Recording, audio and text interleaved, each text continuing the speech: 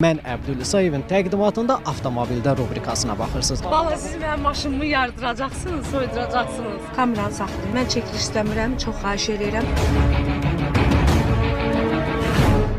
Açmayın, ay kişi niyə açırsınız? Burada gözüm nəyəsə Çox sataşdı. xahiş edirəm, çox xahiş edirəm. Eləməyin. Yox. Bəsdiriniz yox. 2600 manat. Çox xahiş edirəm, belə eləməyin. Bu behdi yoxsa toyunun? Bu kimdən gəlibdi? Kəmal xanım, hədiyyəsi yoxsa özünüzə? Çox xahiş edirəm, mən barədə açıqlama vermək istəmirəm. Cavab